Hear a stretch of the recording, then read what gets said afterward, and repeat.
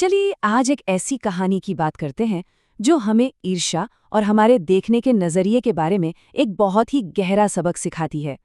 अक्सर होता है ना, हम किसी और की जिंदगी देखते हैं और सोचते हैं वाह क्या लाइफ है।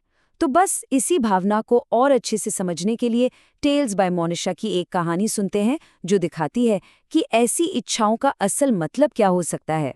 तो हमारी कहानी शुरू होती है एक बहुत ही शांत हरी भरी घाटी से। यहाँ दो जानवर रहते थे और उनकी जिंदगियां एक दूसरे से बिल्कुल अलग थीं। एक तरफ था बैल, जिसकी जिंदगी का मतलब था कभी न खत्म होने वाला संघर्ष, मतलब दिन भर चलते सूरज के नीचे कड़ी मेहनत करना। और दूसरी तरफ था घोड़ा, जिसकी जिंदगी आराम और शान से भरी थी। आरामदायक अस्तबल, बेहतरीन खाना और हर कोई उसकी तारीफ करता था।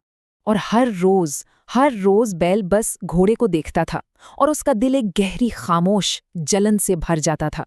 उसे लगता था कि घोड़े की जिंदगी कितनी परफेक्ट है। और यही एक सोच बैल के दिमाग पर छाई रहती थी। यही हमारी कहानी का मेन पॉइंट है।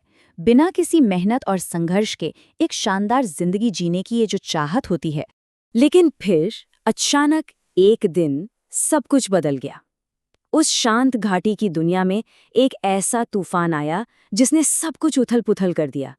एक सुबह अचानक तेज आवाजों से घाटी की शांति भंग हो गई और हवा में डर और बेचैनी का माहौल बन गया।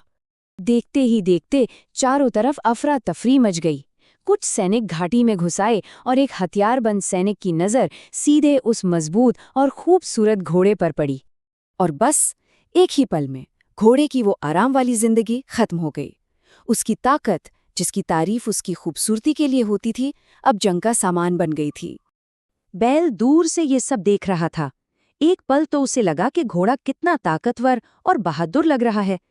लेकिन फिर एक दुश्मन सैनिक उसके सामने आया और इससे पहले कि कोई कुछ समझ पाता, एक जोरदार गोली चली।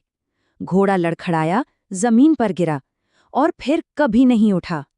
और बस उसी एक पल में बैल को एक ऐसी सच्चाई समझ आई जिसने उसकी पूरी सोच को ही हमेशा के लिए बदल दिया। बैल बस अपनी जगह पर सुन्न खड़ा रह गया और धीरे से फुसफुसाया। उसे आखिरकार उस खूबसूरत जिंदगी के पीछे छिपी वो कीमत दिख गई जिसे वो हमेशा से चाहता था।